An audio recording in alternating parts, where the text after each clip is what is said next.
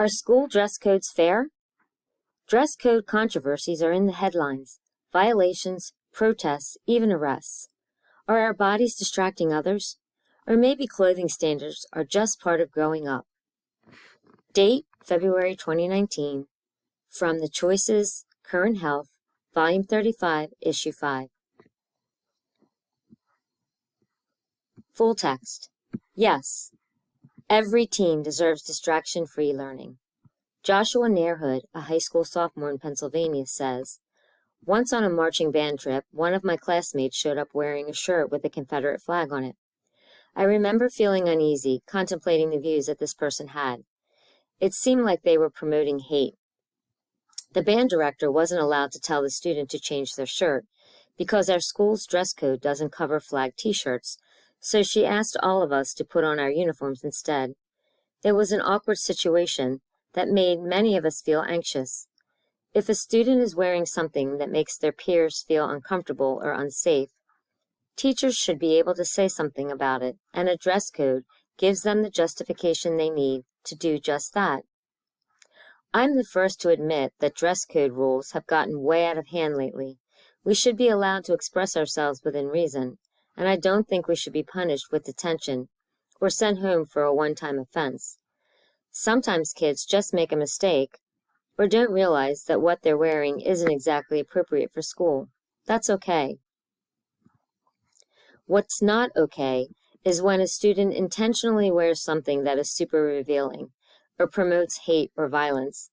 In those instances, a teacher needs to be able to refer to a dress code so they don't waste time pondering which kinds of clothing are unacceptable or the best methods of handling the situation. After all, they're busy and they want to resolve the situation as quickly as possible so students can get back to learning. Honestly, I even think school uniforms can be helpful because they prevent kids from wearing improper clothing, and they also make it less likely that someone will get bullied for what they're wearing. So many students get made fun of for what they wear when what they're wearing might be all they can afford. Uniforms could make this problem irrelevant. Dress policies exist for a reason, to make education a priority for all students. A written code, enforced fairly, ensures that we are treated equally. Sophia's rebuttal: I don't think people should wear offensive or hateful clothing, but when they do, there should be a real discussion, not just a rule to follow. We need to learn how to resolve disputes face to face. No, we should be free to showcase our true selves. Sophia Wang, a high school senior in New York, says, I go to a performing arts school where there is no dress code, so students get to express their style through fashion. Our outfits are never considered distracting. They're more like inspiration for other kids to step out of their comfort zones and express themselves as well. From fluffy tank tops to vibrant track pants, we're free to wear what we want with no judgment from teachers or administrators.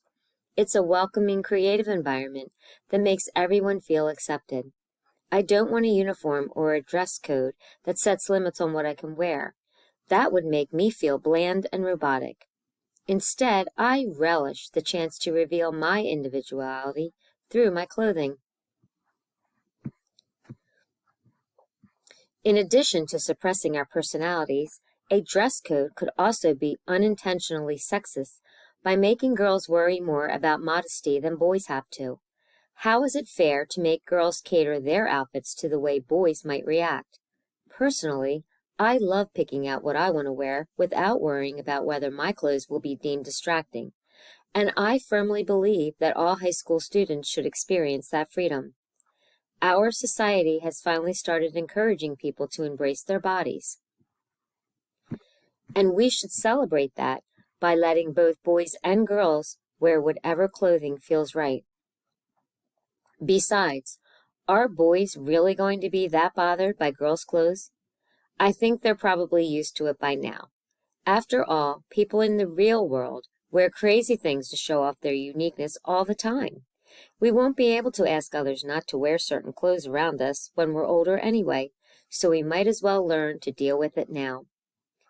Fashion should be a safe way for teens to channel their creativity and explore their interests, rather than something that makes them feel bad about themselves.